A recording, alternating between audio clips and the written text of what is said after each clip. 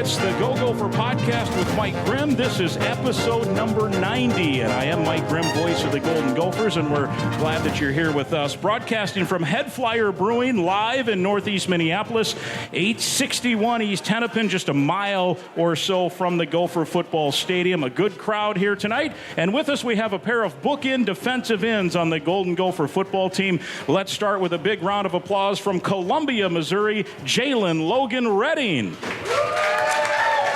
And from Danbury, Connecticut, Joyner. Yeah, Joe. We appreciate them coming out. We want to thank Dinkytown Athletes as well for making them available for us tonight. You can go to dinkytownathletes.com and become a member because certainly that helps, and we appreciate you guys. How you doing? Doing elite. How about you? Yeah, doing elite as well, Joe. Elite. Yes, sir. One of my favorite stories about Joyner was when you signed with the Gophers, and the head coach, P.J. Fleck, right away said, "Sky you jaw." And so I had to incorporate that into the play-by-play call when you got the sack against Nebraska. I hope you didn't mind me taking that liberty. Oh, for sure. Yeah. G was the one that told me about that, and it was just crazy. G is Garrett Chernoff. He's the ops guy for Gopher Football. He's the general manager, and he runs the show within the football building. So he was the informant on that for you, huh? For sure. Well, we'll talk about that Nebraska game as the podcast rolls on. That was a fun night with the walk-off kick from Dragan Kesic. You guys each had a sack in that game. Michigan, of course, this weekend. We'll preview that as well. We want to first of all thank some of our great sponsors as we have with us our sponsors, Sunbelt Business Advisors and True North Mergers and Acquisitions. We also have Affinity Plus Federal Credit Union, Cub, and Champlin Insurance. All of those, and just some great folks that are Gopher supporters and Go Gopher Podcast supporters as well. Here on site, many of our in-person listeners and viewers here in person are enjoying a couple of new beers here from HeadFlyer Brewing tonight, including the Rye Yuma. It's the rye IPA that they made especially for the fall and for this week with Michigan and Minnesota, and the Maroon and Golden Ale. That's a cranberry lime golden ale, and in fact I'm enjoying a little glass of that right now. They got the maroon school colors with it with some gold mixed in, and it's pretty good as well. So the other thing you can do for the rest of the week, and for those here in person, it's the HeadFlyer Brewing has a $10 Little Brown Jug Growler fill all week. That includes tonight a really cool Gopher-looking Little Brown Jug, and then they have the Gopher T-shirts and memorabilia over there as well. So we've set the stage, and we're ready to go. Let's tell your stories first here, guys, if we can. We'll start with Jalen Logan Redding from Columbia, Missouri. We'll talk about Michigan, we'll talk about Nebraska, but Columbia, Missouri is not all that close to here. What drew you to Minnesota, and how did you end up here in Minneapolis? Yeah, my story about coming up here to the Twin Cities is really unique. It really describes me. Where do I even start? So my story, my senior year. So originally I was committed to the University of Missouri, right? Hometown. Yep. So thinking hometown hero, thinking about the benefits of being home, thinking about all the resources that I built throughout my senior year of high school. So I was committed there. Of course, during the time, the head coach was Barry Odom. So when he was the head coach at the time, of course, all that was going through. They were fighting to win games, losing games, and of course, with the alumni base and with the AD and stuff like that, he ended up getting fired right after Arkansas game. And when that ended up happening, I ended up finding out one morning after I played a football game, and automatically Minnesota hit me up. They texted me on the phone. It was like, "Hey, are you okay? How's everything going?" Mind you, they weren't even in my top 4, so I was like, wow. So they were like, "Hey, we're going to come out for a visit. We're going to take a visit to your school. We're going to see if we can get this opened up for you." So I was like, okay. Automatically, my recruiting's already opened up. Came to my school. Coach Callie was there. At the time, Jim Panicos was there. Kenny Burns, who was the person recruiting me, was there. And then PJ ended up showing up in person. So I was like, wow. Automatically, I was done. Full court press. Right.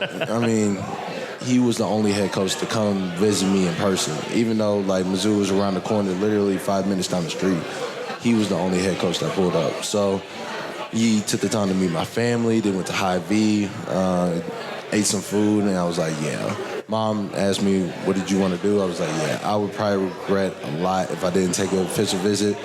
And lo and behold, I mean, ended up committing because I ended up fitting the culture, and the culture fitted me. And I already knew that when he broke it down on one of my coach's whiteboards in high school. So I was like, yeah, it's truly something meant to be. And here you are. You're in year 4 or year 3? Year 4. Year 4.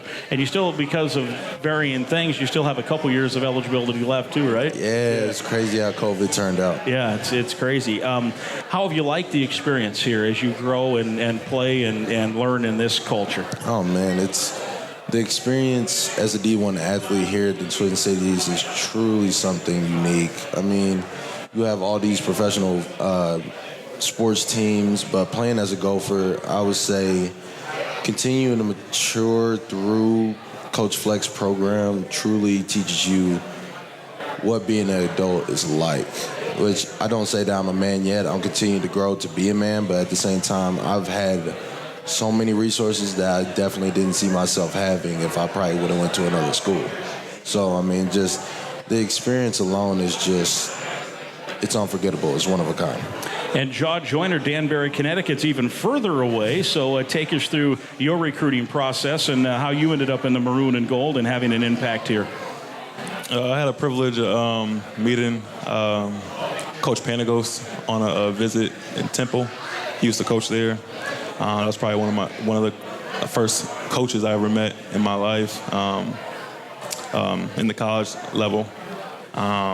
But he just happened to be the D-line coach at Minnesota, and he ended up coming with Coach Fleck to our school, and just meeting Coach, meeting their, learning their program, learning that they're a developmental program. I knew I wasn't going to be able to play my freshman year coming out of high school because how light I was, but like them telling me, being truthful with that, hit me and my family as well. Going to visit, seeing Jalen and all them. It was just different. And I ended up wanting to stay home, committing to BC. But just going far, just seeing different things. It was, I just wanted to do it, and ended up being here. Here you are, expanded those horizons. And it got a little crazy right toward the end, if memory serves me correct. You mentioned Jim Panagos. He was the defensive line coach, and then he left, a few days before your signing day that year. So that put it in a little bit of a turmoil, so to speak. And take me through sticking with the commitment. So he ended up leaving on my official visit when he invited me here. And then all the recruitment just shifted to the Coach Fleck calling me every day. And it's rare when a head coach calls you every day when you're back at home. It just shows you his passion for me, wanting me. And so, yeah, I was on board with it. And how you said you came in, you knew that you probably wouldn't play the first year. You had the measurables, the intangibles, the size in terms of length and those things, footwork, but you needed to gain some weight and some muscle? Definitely had to gain some weight. I came in at like 215. So I'm like 260 right now, so I definitely needed to gain that weight to play defensive end in the Big Ten. But he just showed the confidence in me to really do it, and so yeah. And now you guys came in the same class, right? And you were roommates for a while. Right. Yeah. Now you don't like each other anymore? No more roommates? Huh? You guys, take me through how that was, Jalen, in terms of you guys in the same class. Jaw mentioned that he saw you on his visit, and that helped as well. And then you guys obviously become good friends. Yeah. So going back to the visit, of course, the first time I met Ja was on the visit, and then, of course, other people in our class, like Danny Strigal and Drag and people like that. I mean, just meeting him, I remember one moment, and he remembers this moment, too, when we got into the elevator and went back to our room on the official. You definitely remember that. But knowing from that instance, I was like, yeah, we're probably going to be roommates. So... And then going forward, tagging off of Coach Panagos, realizing that Coach Panagos ended up leaving and trusting the process with Coach Fleck into the situation that we are in now, it's truly a testament to who we are. And going back to roommates, I mean, when we became roommates, I mean, the bond just continued to grow. And even though that we're not roommates right now, I mean, we're still hitting each other up daily. And, of course, when we were in the D-line room together and then film together, I mean, we always talk about our daily lives and have fun with each other. So. Yeah, I wanted to ask you, too, you guys play roughly the same position. I know there are some sub-packages where you're on the field together, pass rush situations. I know you move inside some, you move inside some. Sometimes you stay out. But there's also that position that you guys are the same spot, so you're kind of competing at times against each other. So how has that been in terms of competing, being friends, both wanting to play? You know, I mean, obviously you'd both love to play every play. Take me through how that goes with you guys. Well, I mean, of course, you got it. So our program, like, we truly is competing with each other for real.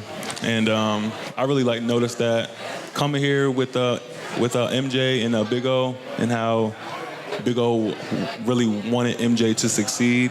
And I'm telling him the playbook, showing even us the playbook, really teaching us. That's how we are with Anthony right now.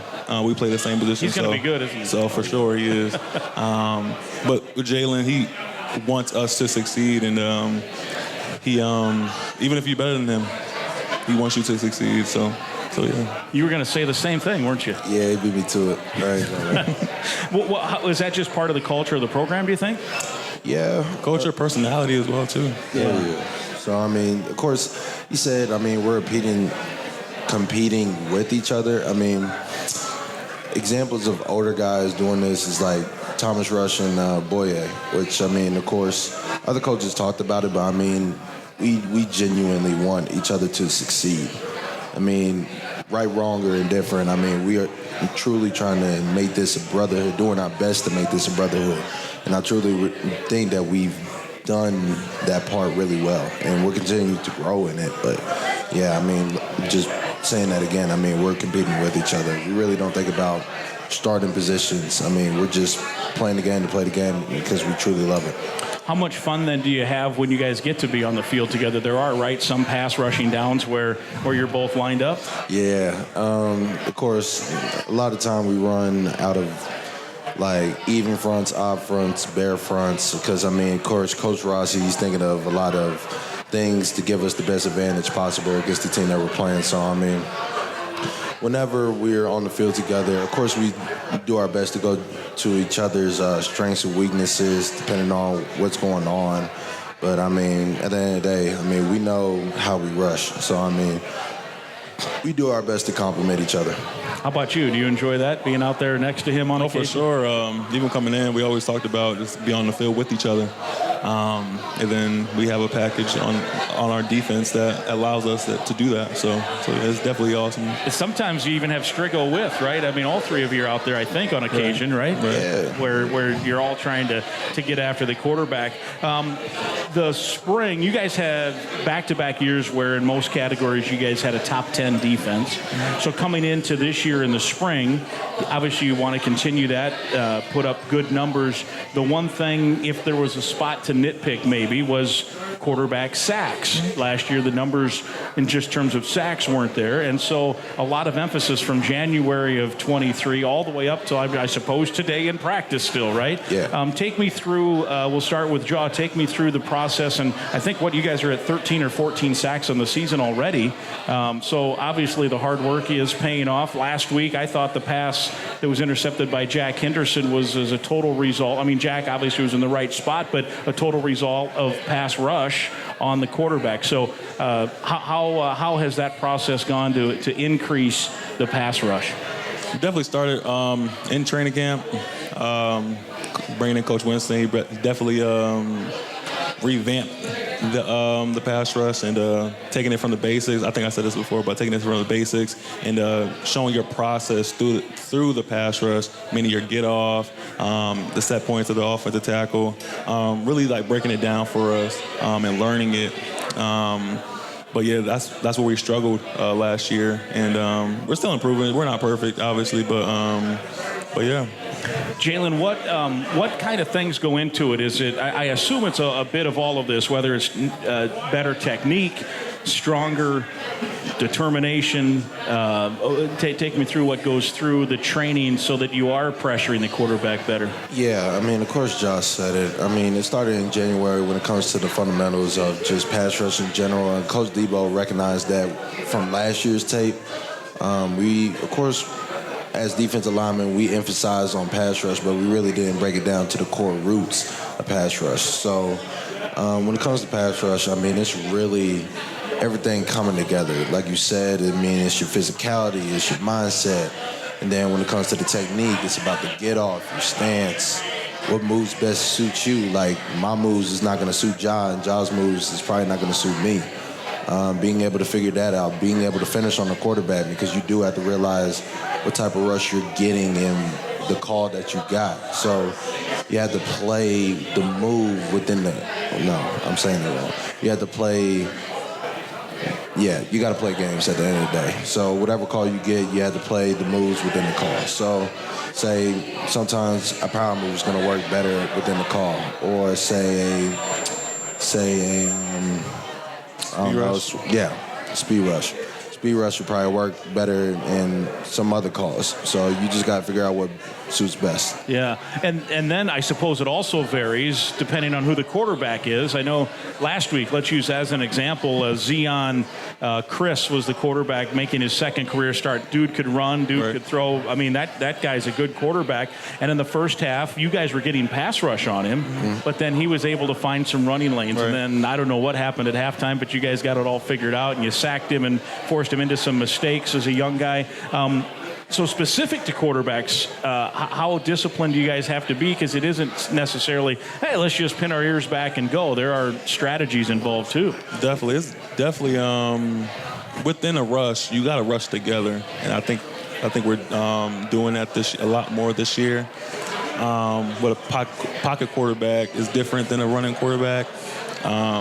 But last week we weren't countering at the level of the quarterback. Yeah. So we need to do that a lot more. So yeah. Yeah. What was at halftime? What happened that all of a sudden it clicked? No, I mean, it's like what he said. I mean, we weren't necessarily keeping our rush lanes integrity or together at the end of the day. I mean, like, there's some instances where you see a big hole in the pocket and obviously he's going to scramble through it. So we got to be able to cover that up, have our tackles be at the points that they need to be, or depending on what game or what type of call we have going on, we got to make sure that we have the points of the quarterback secure.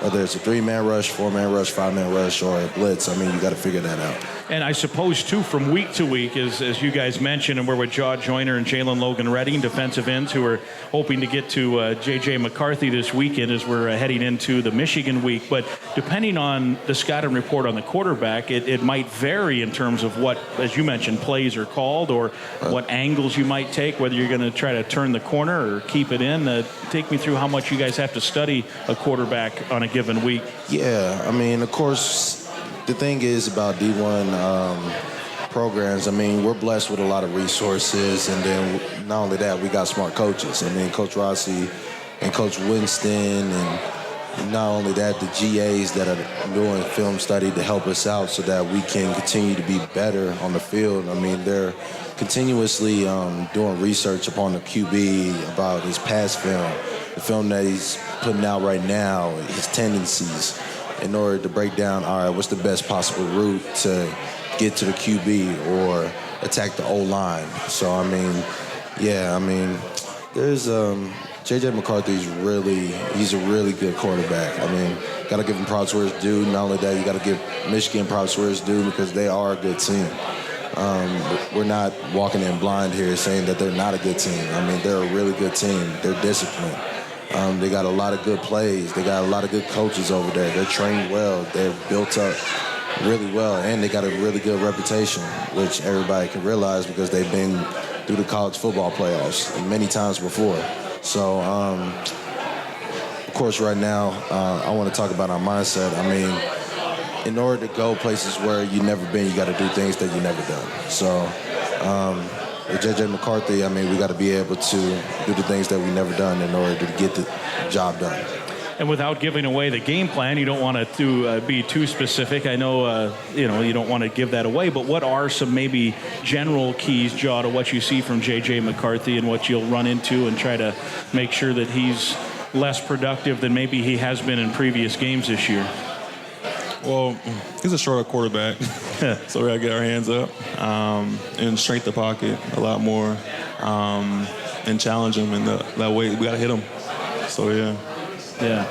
Don't want to give too much away for sure. We're going to talk about that Michigan game coming up this weekend. We're at HeadFlyer Brewing. It's a live podcast tonight. Hopefully you're enjoying the show. Here at HeadFlyer, we have some beer special beer, and all kinds of other stuff. You can come to HeadFlyer before or after the game as well. It's just a mile and a half from the football stadium. Also, let me real quickly thank Affinity Plus. They're your local credit union, proudly serving Minnesota since 1930. If you're a current Gopher student or a proud Gopher alum, you're eligible to join this financial that wants to build a meaningful banking relationship and put you first. You can meet with a local employee at any of their branches statewide, including one just down the street from here on University Avenue. To learn more or find another way to connect, visit affinityplus.org/Go Gophers. That's affinityplus.org/Go Gophers. Affinity Plus Federal Credit Union, federally insured by NCUA. They sponsor the podcast. They sponsor our player interview segment, and as part of them helping support Gopher athletes, both Jaw and Jalen got $50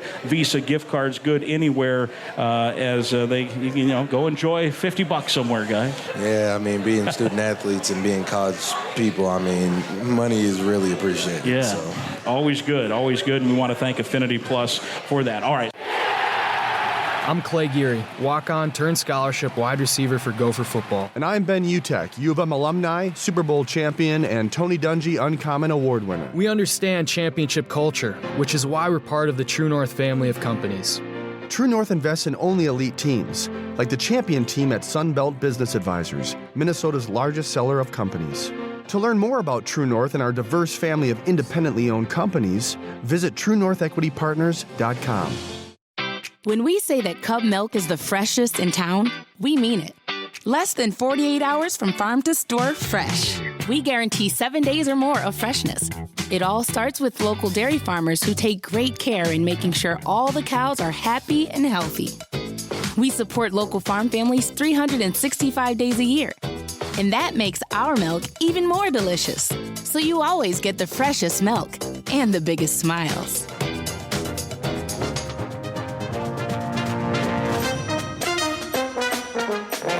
So let's talk Michigan. You mentioned the mentality.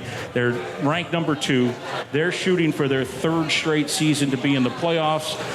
There's a lot of opportunity here, though, for the Gophers. This is a night that you guys can make some noise, Jalen. Oh, yeah, for sure. I mean, playing Michigan is nothing to take lightly. I mean, of course, their logo, which, I mean, we're talking about all the time in the team meeting, talking about take the logos off. I mean, you can't, at the end of the day, you got to play a team on the field. So, but, I mean, we do realize who this team is, what they are, and, yeah, I mean, I feel like we're more than ready to play Michigan. Jaw, how about your mentality heading in against one of the higher-ranked teams the Gophers have faced now in recent years? It's definitely going to be a challenge. I'm excited for it. Definitely had a great week of practice. Process is there.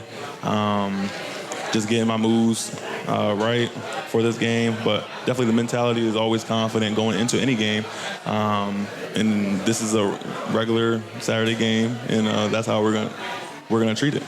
The offense for them, obviously they have some weapons. We mentioned McCarthy. They have Blake Corum, who is coming off the injury, but it doesn't show. It looks like he's having a pretty good year. So for defensive linemen and ends, especially for you guys, what's the balance between being run stoppers when number 2 gets the ball and being pass stoppers when number 9 tries to throw the ball? Well, at the end of the day, you do have to play the play that's presented in front of you. If it's a run, it's a run. If it's a pass, it's a pass. Whatever the old lineman gives you, you have to take what's given and then realize and react to what's given in the backfield. So, I mean, in my opinion, when it comes to balance, I mean, it's just whatever the play is.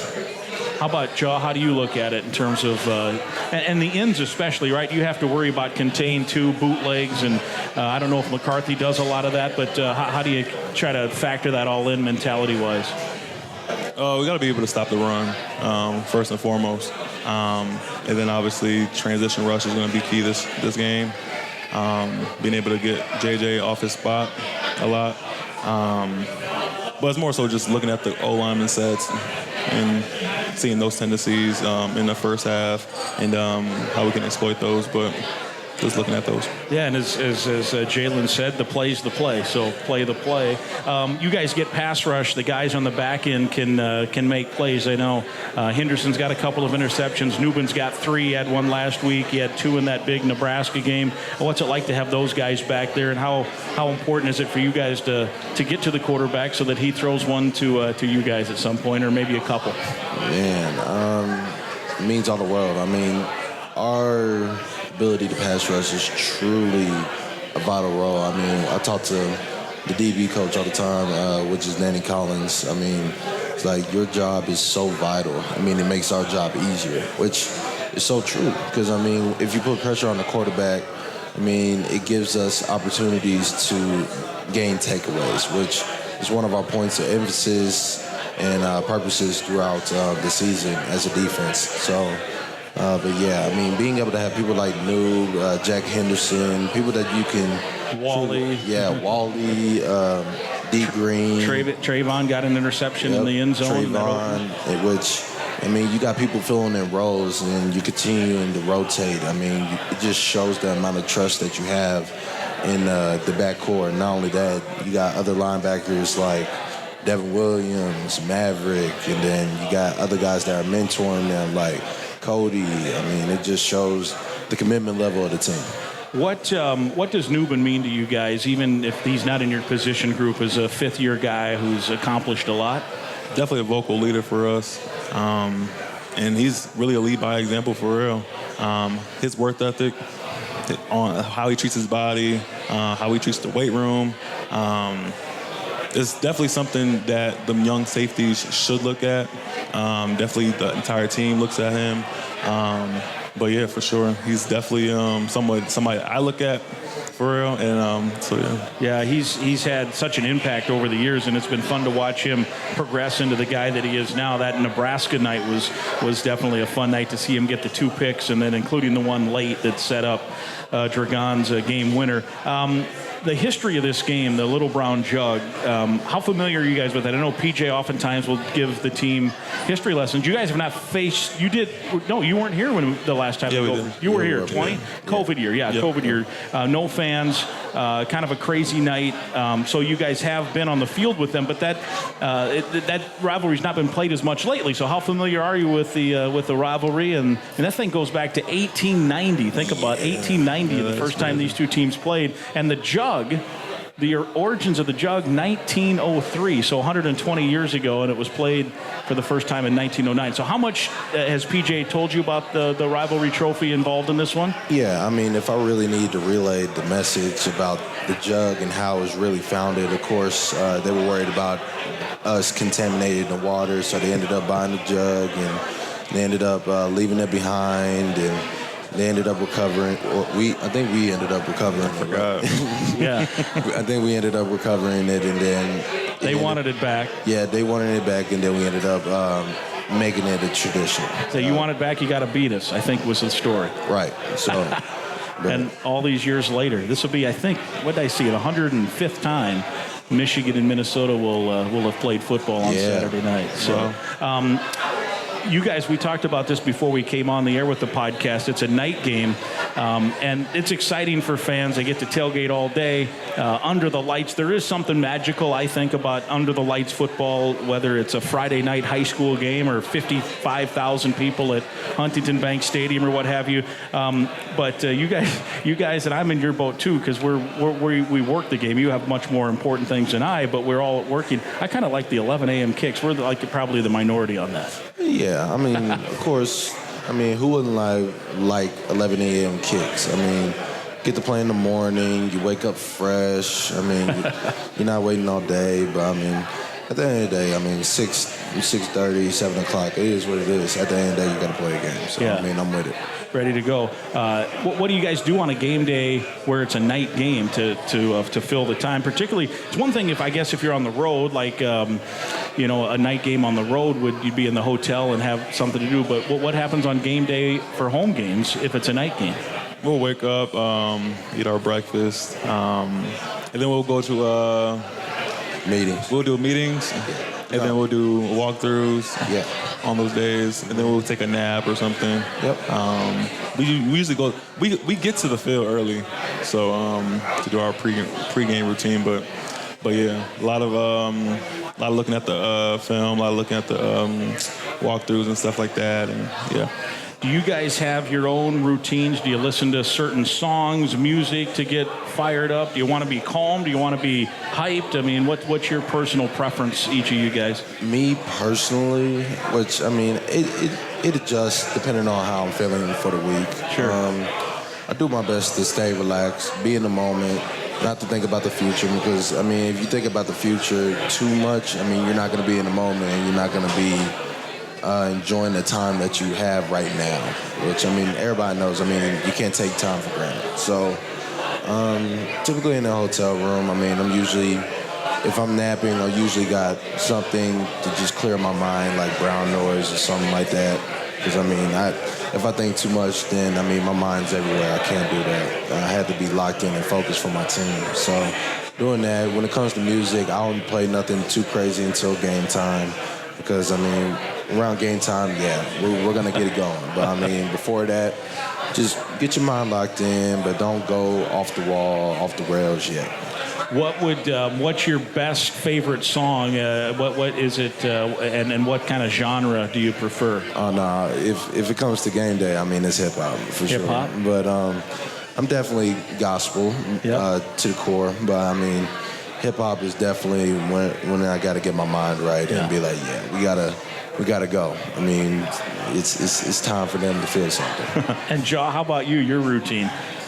I don't think I have a certain routine. I know I'm calm before the storm, so I usually call my parents. Just listening to their voices always makes me a certain way. Obviously, just happy. And then obviously I listen to gospel as well on game day. But yeah, that's really my routine for real. But I listen to it. Yeah. Do you know hip hop for you then on a game day, or you'll? Not on game day. I'm calm. Calm, ready to go.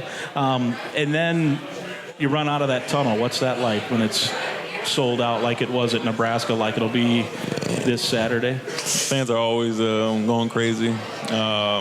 Just running out every time. Especially in the first game. The first game is always crazy.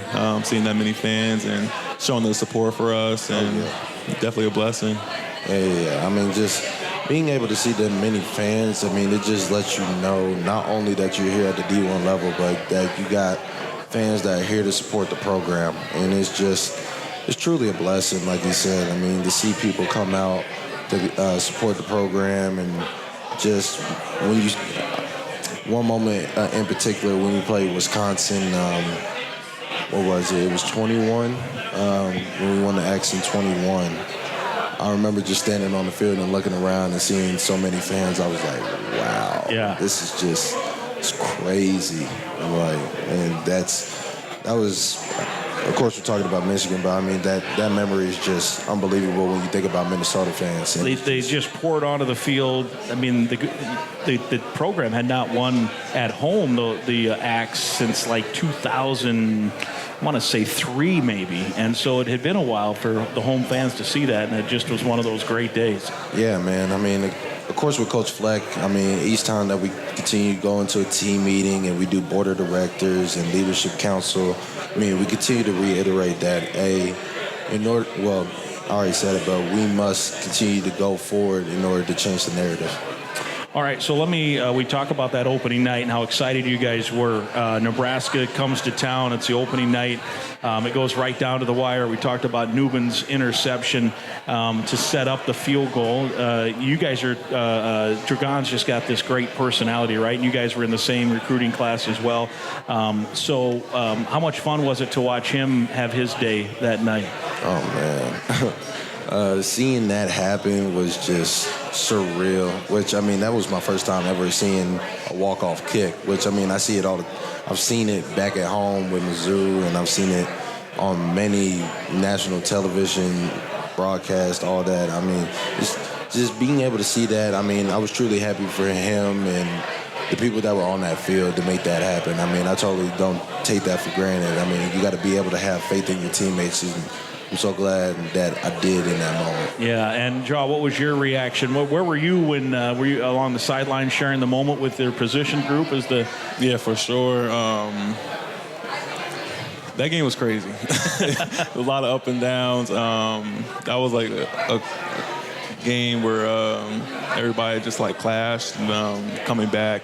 Everything had to happen like right for that to happen. But just seeing him excited. Just see it was a team meeting where like no one even went up to him. after Everyone jumped on Crawford. Right. Yeah. Because he was because Dragon he Tiger Woods did. He turned and did the fist bump and started walking away. And no one even went to him. And so Crawford was left the holder. He was left jumping up and down, so everyone mobbed him, which was pretty fun. No, but I just went crazy. The first person I seen that came off the field was Brev, and I just gave him a big hug. But, yeah.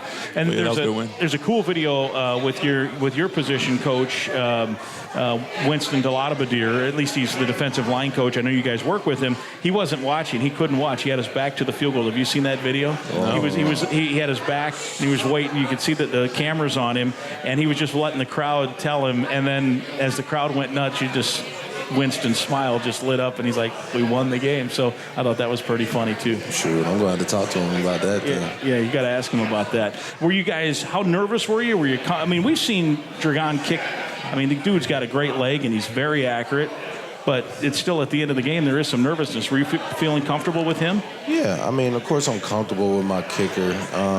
Got to be confident in your kicker. I mean, we've been preparing for this, I don't know how long. I mean, it's been a long time since we've been practicing, prepping. I mean, it's just been, of course I'm nervous. I mean, who wouldn't be in that scenario? But at the same time, you got to have trust and confidence in your kicker, which we talk about all the time. Trust is time, consistency, and proof. A couple of key points of the game. We talked about earlier in the podcast, the pass rush, the importance of the pass rush. There was a stretch in the third quarter. I think, Jalen, you got the first one of the year, right? Yep. And then Jaw followed suit. Might even been the same drive. I'm trying to remember. Maybe it was a drive later, third quarter. And then Strigo followed that up with he clipped the dude's foot and got a sack. So you three guys all got a sack in that opener. How important was that, do you think, to set the tone for the season that the hard work is paying off? It's super critical. I mean, maybe even if we didn't have that sack, I mean, the process wouldn't really change the way that it is now. But, I mean, at the same time, I mean, seeing those sacks just shows that we're on the right path and that the training and the preparation that we did in the preseason is continuing to show fruition into the season. How about for you emotionally? How was that to get in? Sims was trying to get away, and you just weren't going to let him go. Yeah, definitely what Jalen said, like with the training and everything, the preparation, coming in, and then hitting that move. I haven't did that move in a game before. So to see it work and to see it pay off, definitely a confidence booster. Definitely was excited after that moment. What I did after the sack. Bro, I was right with you, bro. But definitely a lot more coming. So yeah. On the pass rush downs, where you guys know that you're likely going to be able to pin your ears back, and I'm sure it happens the other way too, where the other team, they're going to pin their ears back and try to get after the Gopher quarterback, and maybe a lineman might grab somebody and hold. But man, I watched Jaw on these where he can pin his ears back. And I don't know what it is. He's drawing holds all the time, but it's like 1 every 10 he might get a flag for. I was rewatching some of that Nebraska game this morning for a different reason. I was trying to find something, and even late on that last drive, about 2 plays before Tyler's interception, you're ready to sack the quarterback, and the guy basically spins you around, no flag. I saw PJ's on the sideline going nuts. Right. How frustrating can it be, or do you just pick up your lunch pail and try to go again? It's definitely frustrating, but we have great coaches. Keep my head up. Great players, and teammates. Keep my head up, but I have to understand that I have to keep rushing and not look for a hold. And Anthony as well, he'd be getting held as well. You have to just keep rushing and follow the process. But yeah, we're not looking for officials to give us flags and stuff like that. We got to earn everything for sure. So yeah. There is something too, right, Jalen, to be said for if you are drawing a hold, even if it's not called, there's disruption there for the offense. You're creating some issue for that offense. So even if you don't get the benefit of the hold, you're hopefully creating something that turns out positive for the team.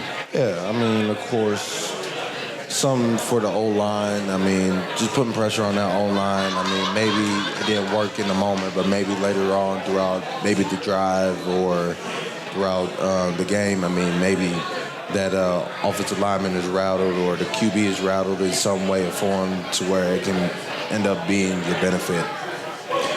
We want to thank one more time Dinkytown Athletes. You guys are both members. They made it possible for you two to come out. We appreciate your time. Last couple here for you real quick before we let you get back to getting ready for this big game on Saturday night. Big Ten Conference expansion. We know the league's growing to 18 at least.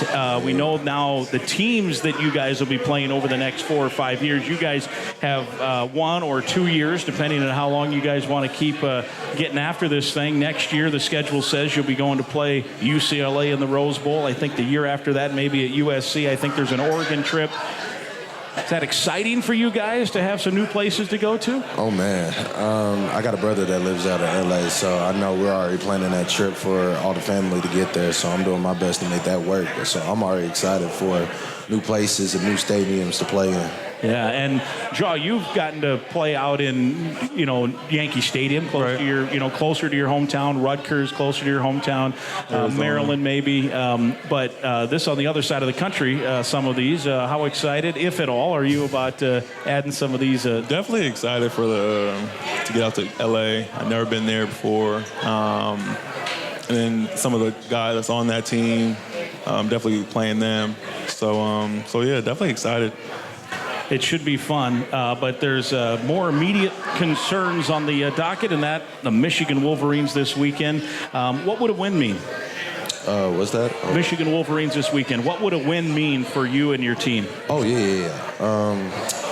I mean, a win for us, truly, we view wins. Wins are hard to come by at the end of the day, and we never take a win for granted. Especially all the time that you put in throughout the week and through the off season, just to accumulate that one win. The win for us would mean the world. We celebrate wins like it's the Super Bowl. Each and every win like it's the Super Bowl, party into the locker room. So, not because of the team, but because of that one win that we just put a lot of sacrifice, blood, sweat, and tears in order to get that one win. So, just the win alone, not because it's Michigan, not because of the coaching staff, not because of any external factors, but just because we won the game. And you guys are pouring your heart into it, right? Yeah. Every day, every week. How about you? What do you allow yourself to visualize what it would be like to win that game Saturday? It would definitely change the landscape of everything. I'm definitely excited for this matchup. A win will be so much of the hard work going back to January, what we prepared for, us saying this optimistic schedule. It'll just be crazy, and I'm excited to see our fans on Saturday, and they got to bring it. I can't wait either. Guys, it was so much fun to get to know you guys better. I know our listeners enjoyed it. Let's get a round of applause here if we can for our two guests here, Jalen Logan Redding and Joyner on the Go Gopher Podcast from HeadFlyer Brewing. We'll let you guys get back to it. Thank you. Appreciate it. Thank you for having me. Hi, Gopher fans. Switching is easy. We do it all the time. We switch on lights. We switch TV channels. We switch on the TV. And with the new transfer portal, some college students even switch colleges, which can seem crazy to us diehard fans. But what's not crazy is how you can switch and save with State Farm. In fact, my agency can switch you over so we can start saving today. My team is ready to welcome you to the State Farm neighborhood and show you it is, in fact, easy to switch and save. When you want the real deal, check us out at ChamplinInsurance.com. Like a good neighbor, State Farm is there. All right. We also have our ticket giveaways coming up here. But, Nate, let's talk about what a beautiful spot you've got here. Give us a little history of HeadFlyer Brewing. Good to see you. Thanks for having us all, coming here, bringing some elite talent. I really appreciate it. HeadFlyer Brewing, some of the history here. I have a corporate friend, a buddy that used to make really good beer and would bring it into the office. We didn't drink during work, but now we do because at the brewery. But there was a happy hour where him and his wife were talking to me and said, "Hey, we're thinking about opening a brewery." And I had just the right amount of beers to say yes. I want to be part of that action. And so it was all good. And I do want to give a shout out to Neil. It's actually his birthday today. And so he's out for dinner tonight.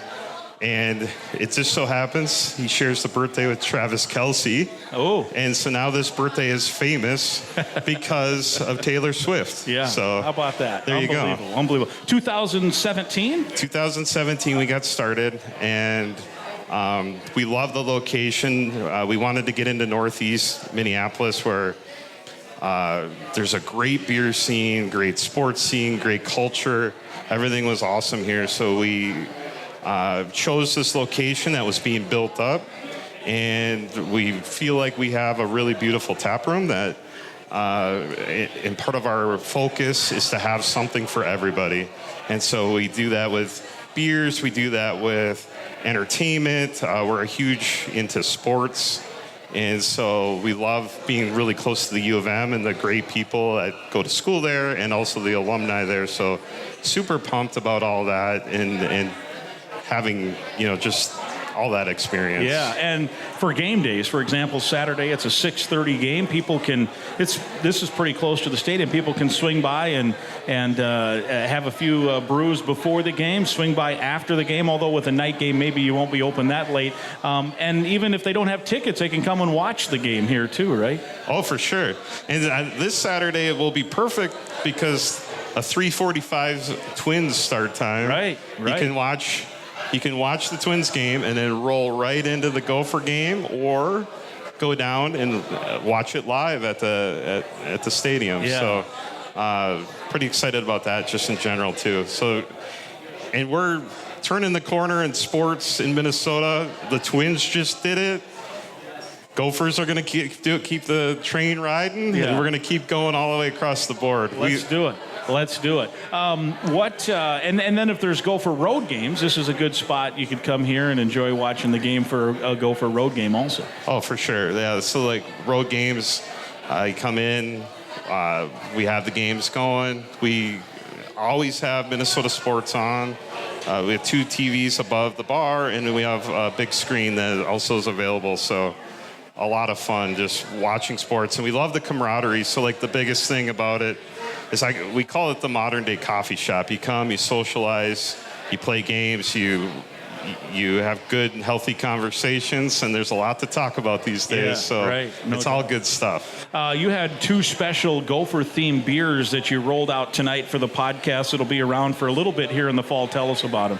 Yeah, for sure. So the Rayuma, obviously the name just almost made itself, and really probably roll that out once a year. It has a little bit of bitterness to it, but kind of that classic rye beer. And then the maroon and gold was our golden ale, and we hit it with some cranberry and a light touch of lime just to give it kind of that fall feel. And to give it some gold.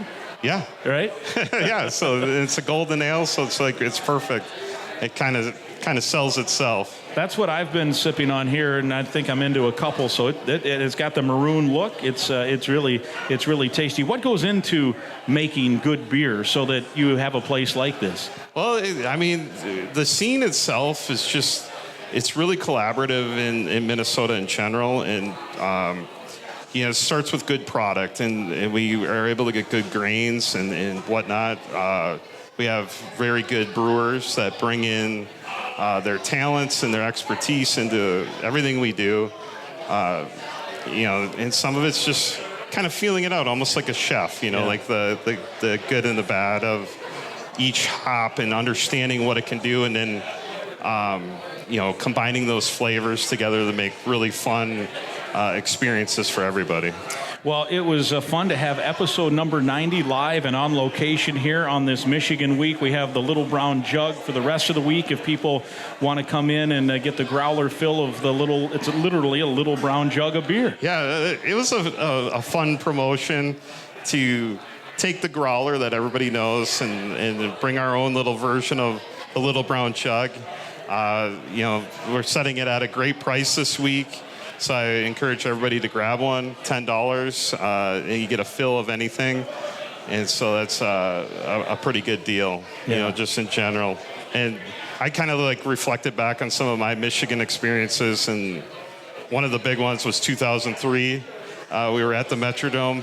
Oof. Oh, it felt like the most magical time, and we were just rolling, and it came back to haunt us. That it did. Those are the types of things that we're going to put behind us now and move forward. I also want to say a little comment about a good friend of mine, Jim Casper. He always talks about white pants, and he doesn't feel good when the Gophers wear white pants. No kidding. I don't know what his deal is